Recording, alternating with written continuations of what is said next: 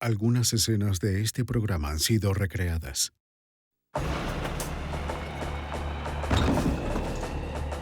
Una pesadilla hace estragos, destrozando a una familia de Dallas.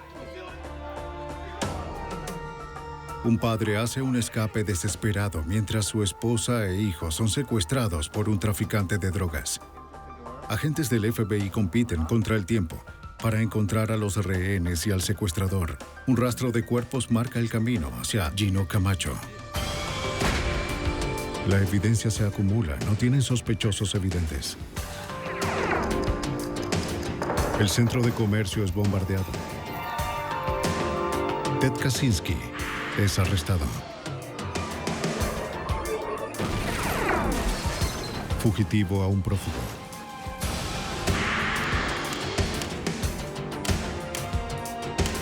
Los archivos del FBI. Una madre y su hijo son secuestrados. Un transeúnte es asesinado. Violencia como esta destrozó un tranquilo vecindario de Texas y expuso un cártel de drogas que prosperó donde menos se esperaba. Soy Jim Kallstrom, ex jefe del FBI en Nueva York. Los agentes del FBI penetraron en el secreto bajo mundo de las drogas, expusieron a los involucrados y desmantelaron al cártel.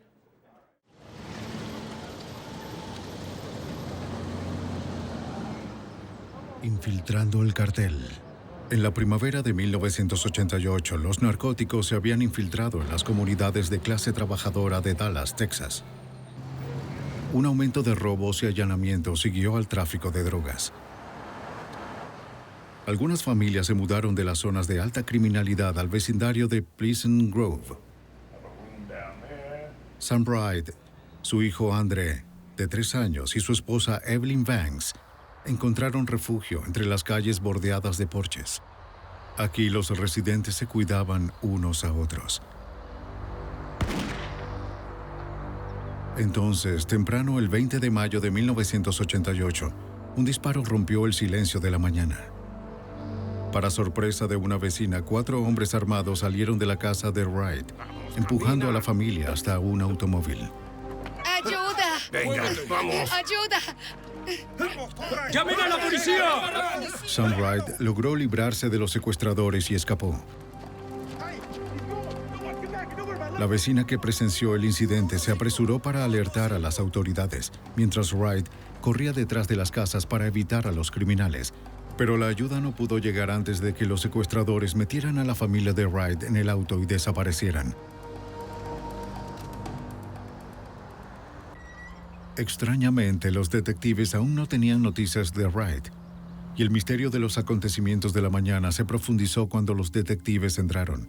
En el interior, la investigación de secuestro se amplió para incluir asesinato. La policía encontró el cuerpo de un hombre joven que yacía boca abajo en un charco de sangre. Una licencia de conducir identificó a la víctima como David Wilburn, de 25 años. Los investigadores fueron minuciosos y recolectaron todo lo que parecía prometedor, pero había poca evidencia que reunir. También buscaron huellas dactilares, pero no recuperaron ninguna diferente a las de los residentes. Los detectives hablaron con la vecina que llamó al 911 esperando poder encontrar algunas respuestas. La entrevista reveló que Wilburn, el hombre muerto encontrado en la escena, era sobrino de Sam Bright, pero ella no sabía por qué alguien querría matar a Wilburn. Los detectives también se enteraron de que el hombre latino que conducía el Lincoln había visitado a Sam Bright en ocasiones anteriores, pero nadie reconoció a los demás. Para los investigadores, las preguntas más importantes seguían siendo: ¿dónde estaba Sam Bright? ¿Y por qué no se había comunicado con las autoridades para denunciar el secuestro de su familia? Solo un hecho perturbador estaba claro. Una madre y su hijo de 3 años estaban en manos de asesinos. Dada la urgencia, la policía de Dallas llamó al FBI. Es un secuestro. El agente especial José Figueroa fue asignado al caso. Cada vez que recibimos información sobre secuestros, se torna un caso prioritario en nuestros estándares. En especial cuando se trata de un niño. No esperamos 24 horas para responder. Figueroa comenzó buscando a Sam Wright, el hombre que había escapado de la banda. El FBI se enteró de que Wright era un prófugo desde hacía 3 años, luego de huir de una condena por drogas. Esto explicaba por qué Wright, el padre angustiado, había escapado corriendo y no se había dirigido a la policía. Pero los agentes del FBI lo necesitaban si querían avanzar y ayudar a la esposa y al niño. Tenían que hablar con Wright. Sospechando que Wright se estaba escondiendo en el área, los agentes visitaron el vecindario de Pleasant Grove y hablaron con los vecinos. Hicimos eso al comenzar. Fuimos con nuestras tarjetas de presentación y entrevistamos a todos. Pedíamos que alguien se comunicara con Sam Wright para que él contactara al FBI. Como se esperaba, una de las tarjetas de visita de Figueroa logró llegar a las manos de Wright. El padre, presa del pánico, corría el riesgo de ser capturado al llamar al FBI. Pidió hablar con la única persona que podría ayudar a su familia, el agente Figueroa. Taz Bailey trabajó con José Figueroa en la unidad de delitos violentos del FBI en Dallas. Sam le dijo a José que el individuo que cometió este delito era un sujeto llamado Gino y que todo lo que sabía Sam acerca de él era que había sido arrestado varios meses antes por la policía de Mesquite a causa de un asesinato cometido en Valle del Río Grande. Sí. Sam Wright se negó a ir a la oficina del FBI, pero prometió volver a llamar.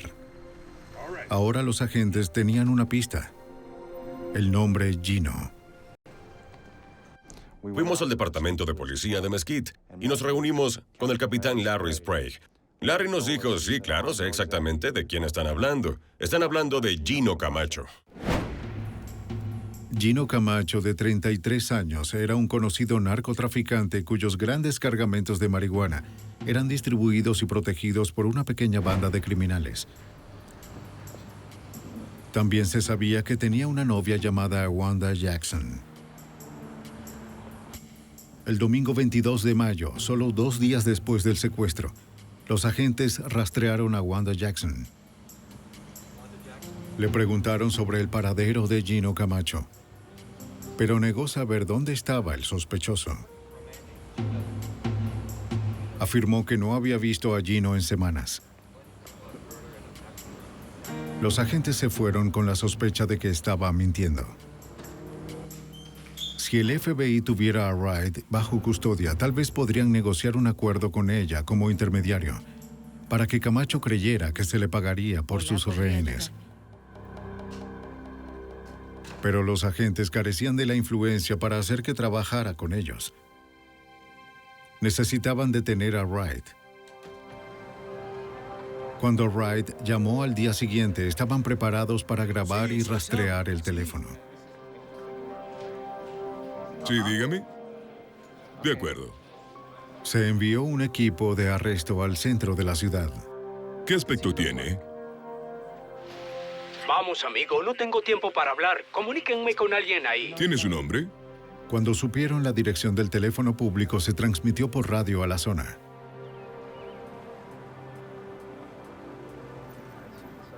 Los agentes encontraron a Wright, que seguía usando el teléfono. Ya lo encontramos. Pero no actuaron de inmediato. Aunque estaba desesperado por encontrar a su familia, Sam Wright era un traficante de drogas condenado, un fugitivo de la ley. El FBI no sabía hasta dónde podría llegar para evitar la captura. Los agentes vieron a un hombre esperando en el auto por el fugitivo. Wright podría tener otros cómplices apostados cerca.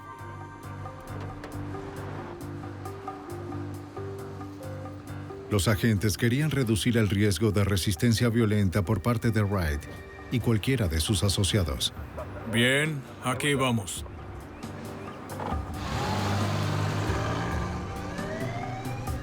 Cuando estuvieron seguros de que Wright y su chofer no tenían otros cómplices, los agentes actuaron. ¡FBI, salgan del auto! ¡Salgan del auto! ¡Abajo! ¡Abajo! Wright fue arrestado sin inconvenientes debido a su orden de captura pendiente y puesto bajo custodia. Hola. Los agentes Bailey y Figueroa comenzaron el interrogatorio del fugitivo capturado. Solo puedo decir... Wright describió los eventos del 20 de mayo de 1988. Fue la peor pesadilla de cualquier familia. Entiendo. Ven, mi pequeño. Ese día, Wright entretenía a su pequeño hijo André. Y... Su esposa Evelyn estaba sentada sola abajo. Estaban de luto. La madre de Wright había fallecido en Luisiana. Estaban esperando que su sobrino David Wilburn llegara y llevara a la familia al funeral. Wright estaba pendiente de la llegada de Wilburn, ya que los visitantes no tenían acceso a la puerta de entrada. Como fugitivo, Wright había instalado rejas de antirrobo en el porche, pensando que protegería a su familia tanto de la ley como de sus asociados violentos. Pero las rejas no lograron contener la ira de Gino Camacho. Sin previo aviso, 4 hombres irrumpieron en la casa, blandiendo armas automáticas. El pasado de Sam Wright lo había alcanzado. El sujeto de nombre Gino ¡No te gritaba muevas! que quería el dinero que se le debía. ¡Te mataré! Wright juró que no lo tenía y suplicó misericordia. ¡Te voy a matar aquí mismo si no me dices dónde está! La furia de Gino solo se intensificó. ¿Me entiendes? Y entonces... En ese momento llegó el sobrino de Wright, David Wilburn. de detener y... ¡Muévete! ¡Al suelo! No podría haber llegado en un peor momento. ¡No te ¿Qué muevas! sucede? No entiendo. Aunque era un hombre grande, los hombres de Gino lo dominaron rápidamente. Wright describió a su sobrino como un alma gentil que nunca lastimó a nadie. Disculpe, Gino gritó que vino a hacer negocios. Para probar su punto, colocó la boca de un revólver .357 en la parte posterior de la cabeza de Wilburn. Un segundo después, un solo disparo le provocó la muerte instantánea. Wright observó impotente cómo el cuerpo sin vida de su sobrino se derrumbaba a unos metros de distancia. Sam Wright estaba desesperado por colaborar, pero juró que no tenía más información que pudiera ayudar a los investigadores a localizar a su familia. Mientras Wright permanecía bajo custodia, el reloj seguía corriendo para su esposa e hijo. Para agilizar las pistas, la policía de Dallas y el FBI orquestaron una campaña en los medios. Los periódicos del área y las estaciones de televisión presentaron imágenes del rostro de Camacho. Las autoridades pidieron a los ciudadanos que aportaran cualquier información sobre el paradero del sospechoso.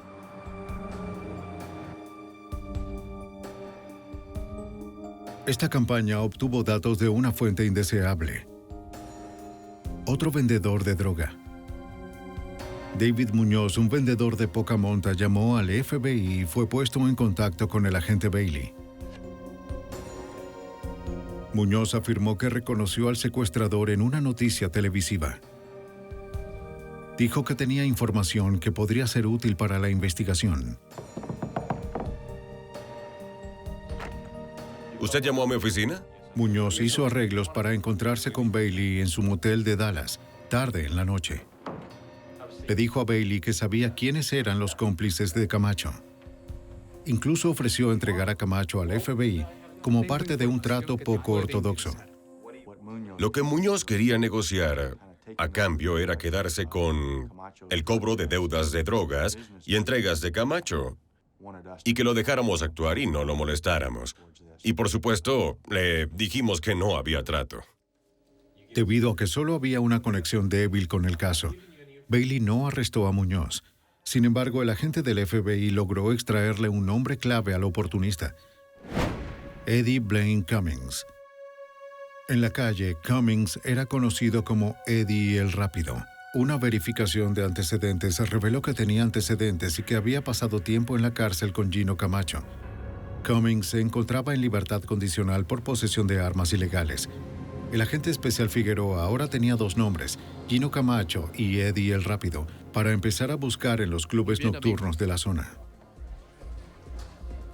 Armado con fotos de Camacho y Eddie el Rápido, Figueroa encontró al dueño de un bar que había visto a los 2 sujetos. El dueño había escuchado a Eddie hablar sobre una cita para almorzar al día siguiente en Lawton, Oklahoma, a 3 horas en auto al noroeste de Dallas. Un equipo de arrestos se preparó en el estacionamiento del restaurante de Oklahoma la mañana del 12 de agosto de 1988. El plan era esperar hasta que Eddie saliera del atestado restaurante para aislarlo de las personas. Los investigadores estaban listos para atacar, Eddie el Rápido era su enlace más cercano a Camacho hasta ahora. Cuando la puerta se abrió, el equipo de arresto atacó atrapando a Eddie antes de que pudiera huir. ¡Quédese ahí! Un socio de la banda de Camacho estaba ahora bajo custodia. Los agentes esperaban que Eddie el Rápido pudiera llevarlos a encontrar a la madre y el hijo secuestrados. En el verano de 1988, agentes del FBI de Dallas buscaban a una madre y un niño secuestrados con armas por una banda de narcotraficantes. Eddie el Rápido, un integrante de la banda, ahora estaba bajo custodia. En el interrogatorio, Eddie negó tener algo que ver con el secuestro en Dallas. Pero al final les dijo lo que sabía del crimen. Esta fue la primera vez que realmente supimos quiénes estaban involucrados y los nombres de los individuos de la mañana del secuestro. Eddie el Rápido nombró a Camacho y a otros 2 miembros del grupo, Juan Jackson y David Cook. Él y David Cook habían crecido juntos en Stephenville, Texas, a 2 horas de Dallas. Por lo que Eddie sabía, Cook tal vez había regresado a su ciudad natal. Bailey y Figueroa tenían que encontrar a Cook, confiando en que la ventaja podría llevarlos un paso más cerca de Camacho y a la madre y el niño desaparecidos. Buscaron un contacto en Stephenville y encontraron el nombre del detective Don Miller. El 15 de agosto de 1988, el detective Don Miller llamó al agente Bailey. Miller había encontrado al sospechoso que trabajaba en la tienda de su familia. El detective entonces lo retuvo hasta que llegaron los agentes. Miller le advirtió a Cook de que si sabía algo sería mejor que cooperara con el FBI. Un miembro de la banda que secuestró a Evelyn y a Andre Banks estaba ahora bajo custodia. El FBI estaba un paso más cerca de Camacho y los secuestrados. Los agentes se apresuraron a ir a Stephenville con la esperanza de que David Cook los condujera a Camacho y a sus rehenes antes de que el tiempo se acabara para la madre y su hijo. Fue hace un par de meses. Decidió ayudar a los investigadores con la esperanza de obtener una sentencia más leve. Durante 2 días de interrogatorio, Cook detalló su versión de los hechos del 20 de mayo de 1988. La mañana del secuestro, Camacho recogió a Cook y otros 2 cómplices. Dijo que iban a cobrar una deuda. Camacho le había dado a Sam Wright $20,000 en marihuana para vender, pero Wright aseguró que se la habían robado.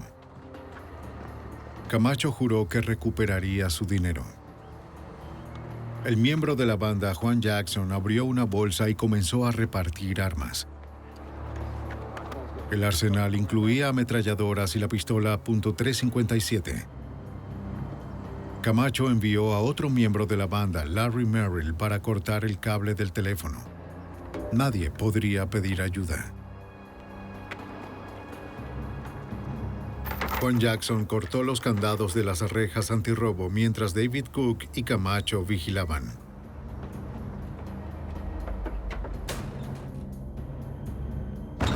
Irrumpieron por la puerta de entrada y encontraron a Evelyn Banks en la sala de estar. Camacho ordenó que sus hombres revisaran toda la casa con las armas desenfundadas. ¡Busquen el dinero! ¿Dónde está el dinero? ¡El dinero! ¿Dónde está? ¿Qué haces? ¡Muévete! Queremos el dinero. Quédate ahí. ¿Dónde está? ¡Muévete y dámelo! ¿Me escuchaste? La banda juntó a la aterrorizada familia en la sala de estar mientras la furia de Camacho aumentaba. Dijo que si la familia no cooperaba, morirían. Camacho le dijo que pusieran al bebé en el sofá junto a su madre y que si el bebé se movía o le causaba algún problema, le dispararían. ¡Busquen el dinero! ¿Dónde está mi dinero? ¡Vamos! ¡Abajo! ¡Dámelo! ¡Dame mi dinero! ¡Dámelo! Gino comenzó a gritar cómo lo habían estafado, cómo no lo habían tratado con respeto y que quería su dinero y lo quería ahí mismo.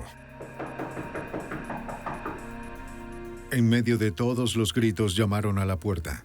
Los agresores primero pensaron que los vecinos habían llamado a la policía. Camacho y Jackson se colocaron en posición, preparados para disparar contra la policía, que pensaban estaba al otro lado de la puerta. ¡Adelante! Cuando David Wilburn entró por la puerta principal, fue rodeado por la banda armada. Los pistoleros lo arrojaron al suelo sin luchar. ¡Es David! Dime. ¡Él es bueno, es bueno! Él no le ha hecho hagan nada. daño, por Déjenlo en favor. paz. No, por favor. Dime quién es él. ¿Quién es? Dime. Al suelo. ¡Al suelo! Déjenlo ir. ¡Quédate ahí! ¡Vigílalo! Camacho le ordenó a Jackson que le disparara. Pero cuando este dudó, Camacho se volvió hacia Cook. ¡Dispárale! Pero cuando Cook se negó, Camacho agarró la pistola de su mano y les mostró a todos cuán en serio hablaba.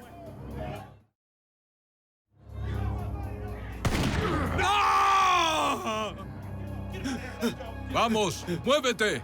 Camacho gritó que ya nadie le faltaría respeto nunca más.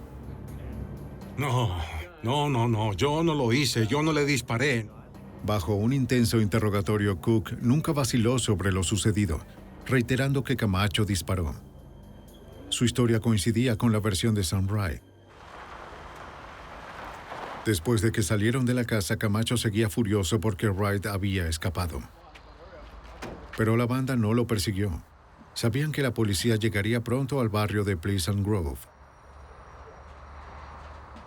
Entonces Camacho les ordenó a todos que fueran al departamento de Cook, donde podrían decidir sus próximos pasos. Camacho pensó que podía esconderse ahí con los rehenes. Paul Macaluso fue el fiscal asistente de los Estados Unidos que siguió el caso. Estaban preocupados por el control de daños. Tenían 2 testigos de un asesinato capital, y debían decidir qué hacerles. Cook les dijo a los agentes que un nuevo miembro de la banda, Spencer Stanley, fue llamado al apartamento para vigilar a los rehenes mientras él y Camacho salían a traficar drogas en un hotel cercano. Juan Jackson no se quedó mucho tiempo. Temiendo la cercanía de las autoridades, limpió las armas, se llevó algo de dinero para escapar y abandonó al grupo. Y luego él se fue. Mientras Stanley vigilaba a los rehenes, Cook y Camacho conducían al hotel para vender las drogas. Allí, a solo 2 días después del secuestro, Camacho recibió una llamada de su novia Wanda Jackson. Tenía un mensaje en clave para él. El Gran Hermano estuvo por aquí. Sí. Con Gran Hermano se refería a las autoridades federales que el FBI había estado en la casa. La misma novia que le había declarado al FBI que no tenía idea del paradero de Camacho lo contactó momentos después de que los agentes se fueron. Tenemos un problema. Su advertencia le dio a la banda una ventaja sobre los agentes que lo perseguían. Camacho regresó al departamento de Cook.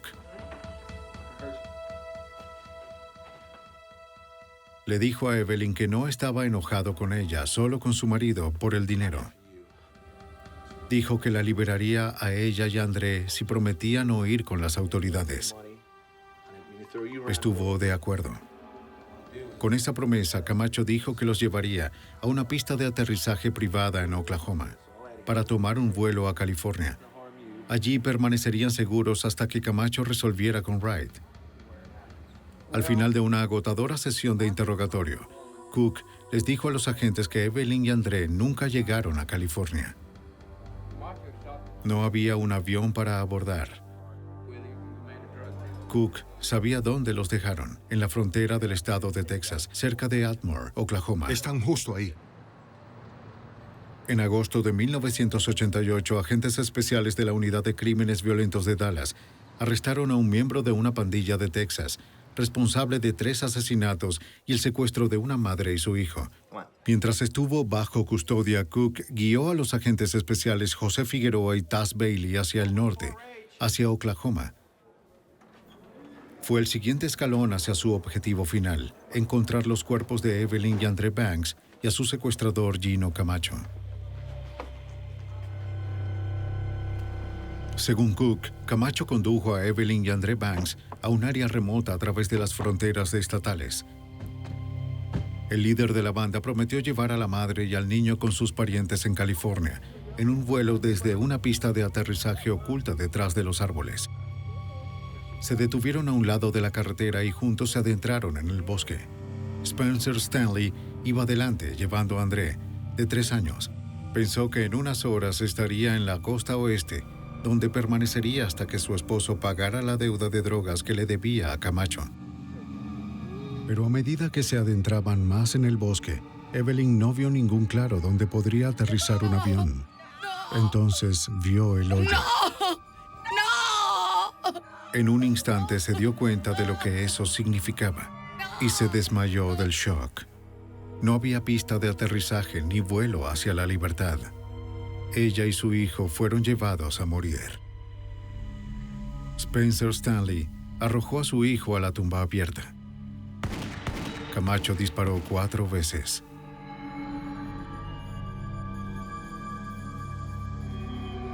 Luego arrojaron a Evelyn sobre su hijo y le dispararon también. Evelyn Banks y su hijo de 3 años, André, fallecieron el 23 de mayo de 1988. Esta fue la escena espeluznante que David Cook le describió a los agentes mientras los llevaba al sitio. Los agentes casi habían llegado a su punto de frustración cuando finalmente Cook reconoció el área. La búsqueda de las víctimas de Camacho comenzó a finales de un verano sofocante. El caso federal de secuestro también se había convertido en un caso de homicidio. Camacho ya había matado a 3 personas. Pero si los agentes querían probar su caso contra el asesino, tenían que encontrar los cuerpos. Para identificar el sitio del entierro, los agentes comenzaron su búsqueda entre los árboles. Mientras caminábamos detrás de los cedros, se podía ver una depresión en el suelo donde alguien había cavado. Todo el césped había sido arrancado. Cuando los investigadores llegaron al lugar, habían pasado 3 meses desde los asesinatos. Comenzaron una excavación minuciosa. Quitaron montículos y capas de tierra, teniendo cuidado de no perder o destruir ninguna evidencia. Cerca de la superficie, los agentes encontraron casquillos de un arma de calibre 38. Eso encajaba con la historia de Cook de que Camacho había disparado una pequeña pistola semiautomática. La excavación continuó a un ritmo dolorosamente lento. Recordemos que era finales de agosto. Hacía unos 33 grados y alrededor de 90 grados de humedad. Era un área con muchos árboles, por lo que no circulaba el aire. Es decir, como un encierro. Estuvimos cavando casi 2 horas. Entonces uno de los agentes golpeó algo duro. Parecía hueco. Otro golpe rompió una corteza parecida a una costra. De pronto, un hedor nauseabundo abrumó a los agentes. Y un horrible olor a cadáver en descomposición salió del agujero y los dos nos salimos y nos metimos en los arbustos, vomitamos y luego tuvimos que regresar.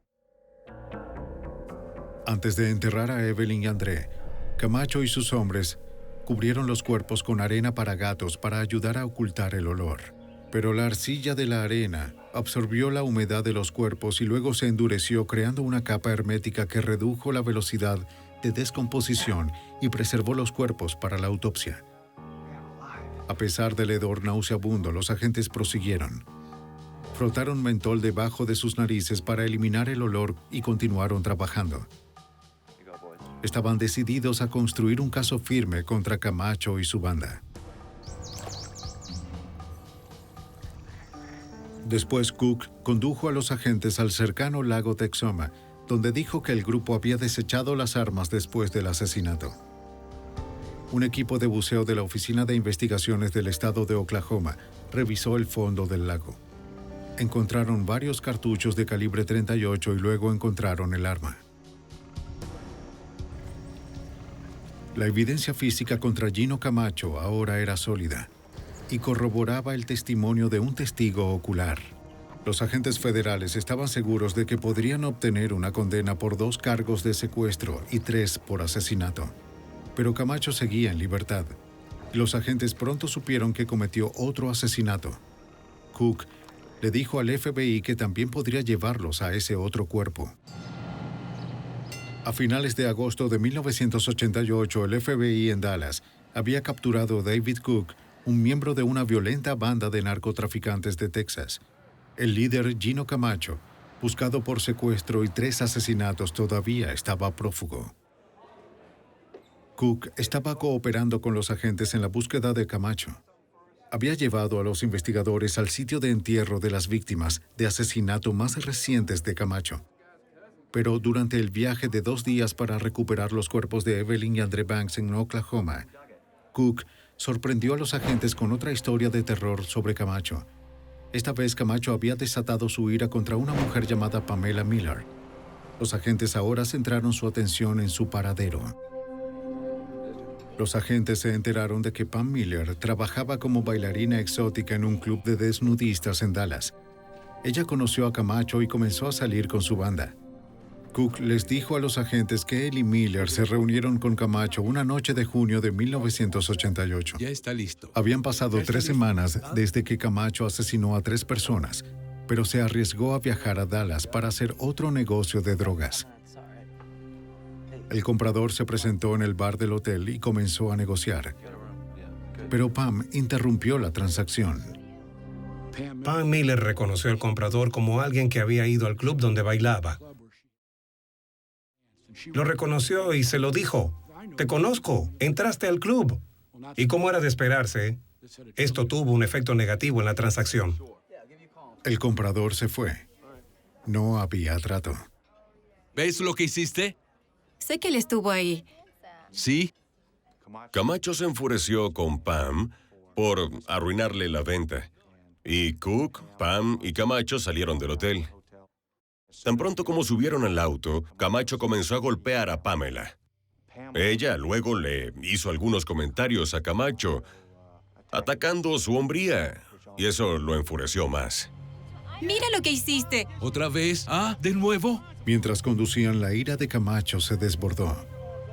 Cook y Stanley ya habían visto los resultados de su temperamento. Sabían a dónde podía conducir, pero estaban demasiado intimidados para hablar. La brutal golpiza de Camacho no se detuvo hasta que Miller perdió el conocimiento. ¡Deja de hablar! Todavía enfurecido, Camacho le ordenó a Cook que detuviera el auto.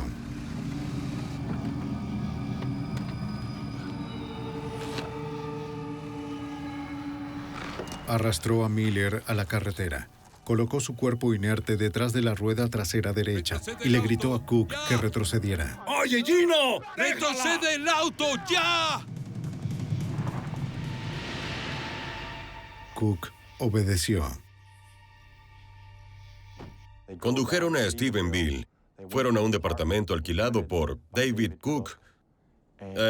Tomaron el cuerpo de Pamela y lo metieron dentro de un barril que estaba en el patio. Pusieron una bolsa de basura encima para que nadie viera que ahí había un cuerpo. Se quedaron allí el fin de semana, Camacho, Stanley y Cook. Estuvieron bebiendo cerveza y festejando, hasta que Camacho decidió deshacerse del cuerpo. Así que le preguntamos a David, ¿dónde encontraremos el cuerpo de Pamela? Y él respondió, no lo harán. Y dijimos, ¿por qué no? Dijo, la cortamos y la metimos dentro de un triturador de árboles. Mientras yo conducía, José estaba en el asiento delantero. Miré a José, él me miró, nuestras bocas se abrieron y casi me salgo de la carretera. No podía creer lo que acababa de escuchar. Cook condujo a los agentes del FBI al sitio boscoso en el rancho donde habían pulverizado el cuerpo. Parecía imposible que se encontraran restos. La trituradora no solo había destruido el cuerpo, sino que ya habían pasado unos 2 meses desde el horrendo acto. Era probable que el ardiente sol de Texas hubiera acelerado la descomposición de los restos. A pesar de las probabilidades, los agentes se dispusieron a recuperar lo que encontraran. Partiendo del testimonio de Cook, los agentes averiguaron la ruta de descarga de las trituradoras, establecieron un sistema de cuadrículas y comenzaron a recorrer meticulosamente la escena. El proceso llevó horas, pero el trabajo duro dio sus frutos. Del suelo, los agentes recuperaron fragmentos de huesos y tejido. En las ramas de los árboles encontraron más tejido, secado por el sol. Cada pieza fue empaquetada y etiquetada según su ubicación. Los agentes también recuperaron dientes. Una revisión de los registros dentales de Pamela Miller permitió una identificación positiva de la víctima. Pamela Miller, de 23 años, era la cuarta víctima de Camacho en pocas semanas. Sin embargo, su asesino aún estaba prófugo, y cada día que permanecía libre representaba una amenaza para cualquiera que se cruzara en su camino. Pero pronto un evento importante en el caso surgió cuando la familia de Spencer Stanley, el miembro de la banda que había ayudado a Camacho a matar a 3 víctimas, se puso en contacto con el FBI. Les informaron a los agentes que Stanley estaba escondido en un parque de caravanas de Huntsville, Alabama.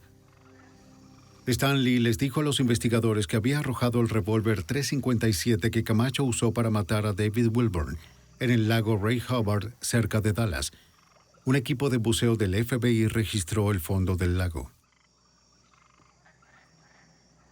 Nunca encontraron un arma. ¡Encontré algo! Pero sí encontraron una carcasa de un revólver .357 y varias balas. Las balas recuperadas fueron llevadas a la unidad de materiales y dispositivos del FBI en Washington, D.C. para un análisis de activación de neutrones. Los agentes esperaban que las balas del lago Ray Hubbard coincidieran con la bala que mató a la primera víctima de Camacho, David Wilburn. El análisis de activación de neutrones se basa en el hecho de que las balas de plomo se crean en lotes y cada lote de plomo es único. Los examinadores del FBI tenían que preparar las balas para la prueba retirando el plomo de los proyectiles y dejarlos listos para el transporte a un reactor nuclear. Las muestras de plomo fueron introducidas en el núcleo del reactor hasta que absorbieron neutrones y se volvieron radioactivas. La radioactividad se midió y dio una lectura precisa de los elementos químicos que se encontraron en el plomo, una firma radiactiva. Los examinadores concluyeron que las firmas de cada bala eran idénticas. Las balas del lago Ray Hubbard y del cuerpo de Wilburn provenían del mismo lote de municiones. Aunque la evidencia física contra Camacho continuaba creciendo, no acercó a las autoridades a la localización del fugitivo. A través de un informante, el FBI se enteró de que Camacho había escapado a México y se estaba escondiendo en un pequeño pueblo al sur de la frontera con Texas. Las autoridades de los Estados Unidos intentaron que lo arrestaran y extraditaran, pero las autoridades mexicanas no pudieron cooperar. Aseguraban que la ciudad donde se encontraba Camacho estaba controlada por narcotraficantes que estaban fuertemente armados. Si la policía mexicana intentaba hacer un arresto, habría muchas bajas. El FBI necesitaría otro plan para llevar al líder de la banda ante la justicia. Después de 4 asesinatos en los Estados Unidos, el traficante de drogas Gino Camacho había escapado a México, fuera del alcance del FBI. Pero sin sus compañeros o el negocio del tráfico de drogas que lo sustentaba, su dinero comenzó a agotarse. Para la primavera de 1989, Camacho necesitaba efectivo con desesperación. Aún tenía proveedores en México, si es que podía encontrar un comprador en los Estados Unidos. Debido a que temía cruzar de nuevo a los Estados Unidos, buscó a un intermediario con contactos de distribución de narcóticos al norte de la frontera. El intermediario de bajo nivel con el que se encontró Camacho trabajaba como informante para la Agencia Antidrogas de los Estados Unidos. El informante le dijo a su contacto en la DEA que un hombre llamado Gino quería establecer un negocio de drogas. El agente de la DEA, John Lund, estaba asignado en Fort Worth, Texas. Sabía que Gino Camacho era buscado por el FBI. Sospechando que era la misma persona, Lund le dijo a su informante que quería hacer el trato.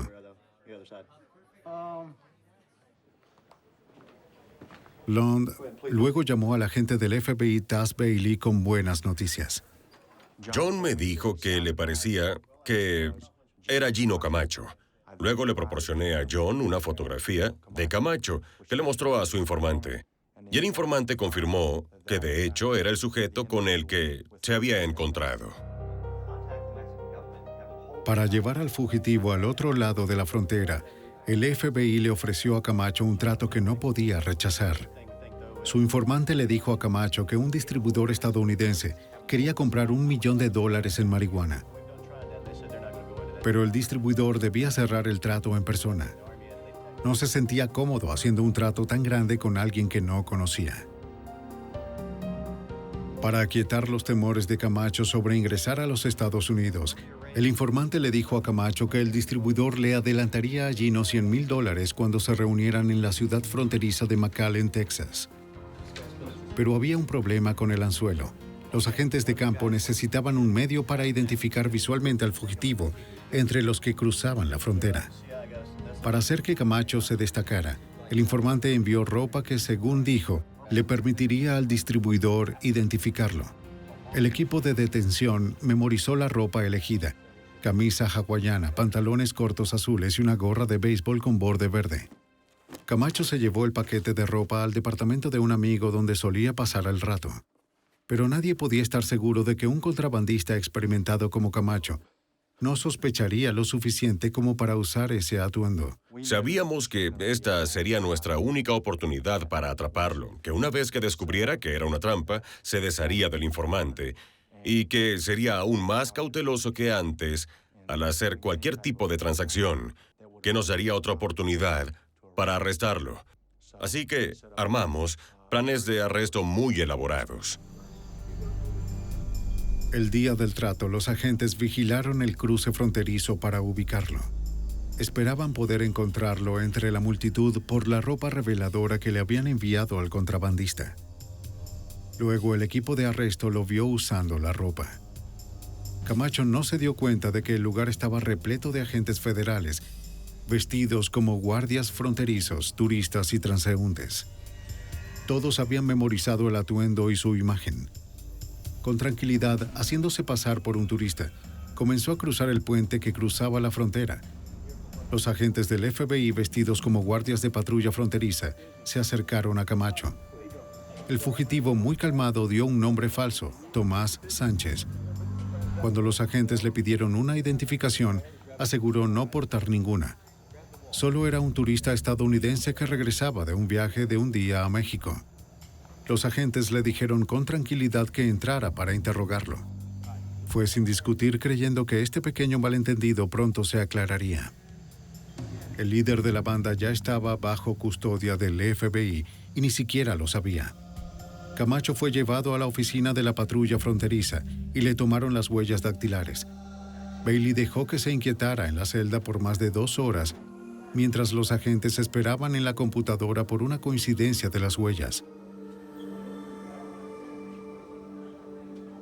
Camacho no rompió su silencio. Me dirigí a él como Tomás Sánchez, y él lo reconoció y le dije, bien, tomamos sus huellas digitales, las procesamos en la computadora del FBI en Washington, D.C. Y esta indica que no es Tomás Sánchez, sino que, de hecho, es Gino Camacho. Y él dijo, pues, si eso es lo que dice la computadora, debe ser así. Pero Camacho negó saber algo sobre los asesinatos. Hasta el final nunca admitió ninguna participación en el secuestro y los asesinatos. Afirmaba que el FBI lo había incriminado por los crímenes. El arresto de Gino Camacho fue noticia en primera plana en todo el suroeste. Desde la frontera fue trasladado a una celda en el condado de Dallas y acusado de violaciones con arma de fuego, conspiración y secuestro y asesinato capital. Camacho y el resto de su banda fueron procesados por las autoridades. David Cook recibió 24 años por su participación en los asesinatos y el secuestro. Spencer Stanley recibió una sentencia de cadena perpetua por los 3 asesinatos que ayudó a cometer. Juan Jackson obtuvo cadena perpetua por su participación.